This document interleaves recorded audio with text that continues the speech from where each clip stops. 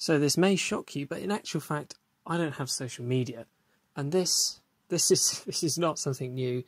To be honest, it's something that I resent, but we'll get more into that later. I understand that there are pros, there are cons, and again, we'll get to that later, but first of all, just discuss what's going on. So this is going to be a new series of mine. I'm going to call it But Why? So this is, I don't have social media, but why?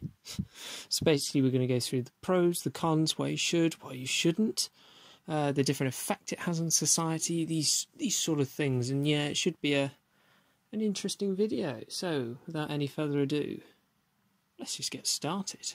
So first of all, let's talk about the positives of social media. Now, the big main positive for social media, and the most obvious one, is that it keeps people together, keeps communities, keeps friends, people that you may not have seen for like 10, 15, 20 years. It allows you to stay in contact with them, which is absolutely fantastic, because you may become disconnected otherwise. You know, people you'd consider your best friends in school, you would then leave. And then what happens after that? That they stop being your best friend, you know? So that is what social media for me is perfect for, and it cannot be understated. Also, based on that is also the business and the economic impact of that, because it means and allows that other sort of smaller businesses that may struggle are allowed to sort of share what they do with the outside world, thus creating more business, more turnover. So social media, it can be a real sort of lifesaver for smaller businesses and just people who produce things as well. And these are essentially the main reasons. These are what social media is used for. Now let's move on to the meat of this video. And just as a disclaimer, this will be heavily biased, as this video's title is Why I Don't Have Social Media, not an overview of social media and the ins and outs and why you should and shouldn't.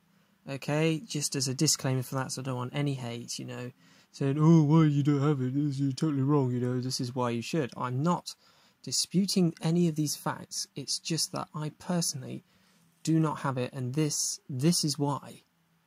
There is a 1% that is incredibly malice and incredibly nasty, and I should absolutely stress this 100%. It's only the 1%. 1% of people that do this, and the majority of people just want to make new friends or show off something they got or see what other people's lives are like. But there's 1%, and quite often you'll find this with military leaders and world leaders. Trump is a very, very good example of this. And that is the troll, the fake news, you know, the bullying, the just mean, nasty people all on social media that just seem to be out to get you. So if we take Trump as an example then, so I looked on his Twitter. Yes, I had to actually make an account to do this, see what I do for you guys. Anyway, he tweeted this at 2:45, so that'll be UK time, GMT, on the 11th of October, which is the same day that I am recording this. And he says, FDR's own party, so that's Roosevelt, I've forgotten his first name. So Roosevelt's own party told him, you cannot pack the United States Supreme Court, so just suppress it, basically. It would permanently destroy the courts. He's probably true about that. But now the radical left Democrats are pushing Biden to do this. He has zero chance against them. So the first bit I kind of understand, because he's saying, right, you can't do this. It's just fundamentally wrong. But then he turns it, he twists it into a political gain, something to snap at Biden for, to try and get rid of him, cement some disposition, some doubt in the minds of voters. He's been doing this for years and years for whoever came up, saying that Biden's been moved by the left, the radical left, which, by the way, the left is communism and socialism. So essentially, he's harking back to the Soviet Union. He's saying, you know, like places like Cuba or communists are taking over the Democrats, which, to be honest, is probably wrong. Like, there's always going to be some somebody in the left, somebody in the right, but come on. And this is my main problem with things like social media, particularly Twitter.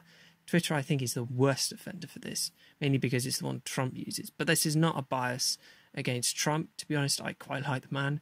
Definitely makes the 10 o'clock news more interesting. But anyway, social media does this, and it is, I just really don't like it. It's you're turning it into a battleground where I don't really know what to do. There are no rules. It's constant no man land, and it's not fun to be in, because it's just a political bouting.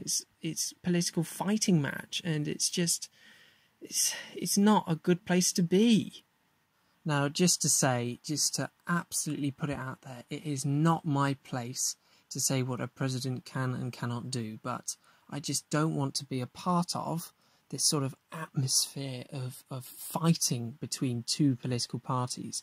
Like, we've got enough of that in the UK with Labour, with Sir Keir, and the Conservatives. I've forgotten who they were. They're led by Boris. But anyway, the point is that things like social media, Twitter in particular, Facebook not so much, that sort of died out, but social media's turned into a political battleground between two parties, maybe three, maybe four ideologies, and it's pitting people against each other, which is just an atmosphere, it's just an environment I do not want to be a part of. And to be honest, a lot of people don't want to be a part of it either, and I totally understand that, but others do, and I completely respect that 100%. Anyway, this is just me. I'm just trying to explain why I don't like it and why I don't have it. As a good friend of mine in school asked me why I don't have it, so this one's for you, Luke. But anyway, to be fair, it's not the only reason as well. But yeah, I guess I'll get on with that then. But anyway, Trump aside, it's all parties and all leaders will all do this at some point, because social media, what it is good at is sending information into a global sort of surrounding, and by leaders such as Trump, real characters, by tweeting these kind of controversial things, he gets what he wants, which is media attention in an international setting. As you know, I see a lot of these tweets and a lot of these posts coming on the 10 o'clock news in the UK, and that's exactly what he wants. He wants people to see him. They want to see him as a controversial figure, because that's what gets him votes, because people want somebody to be interesting. They don't want some boring old duffer in office, do they? Come on. But it's just become so toxic. It's not fun when it's turned into a political mess. But that aside, to be fair, Trump is not the only person who does this, as I've said time and time again, and I just want to make this absolutely clear. This is not a jab at Trump. This is not a jab at the American system at all, frankly. To be honest, that can be saved for another video, because it's confusing to say the least.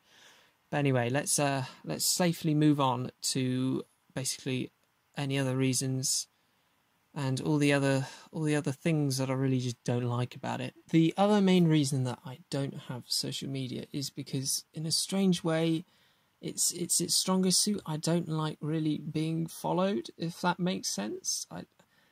There's just some fear of mine that I have of just constantly looking over my shoulder, looking in the shadows. It's just something I'm not entirely comfortable with. It's just a strange feeling of always being watched, of people being able to see you, to be able to see what you're doing all the time, and it's very stalkerish, and it's just something that doesn't sit well with me at all. And I just hope that you lot can just respect that, because it's just something I don't like necessarily, and I also like to keep my past in my past. I don't like digging up dead horses, or whatever the expression is, corpses probably. But anyway, that's also another main reason I just don't like that feeling of being watched, of constantly wondering who's looking at you, who's wondering about you.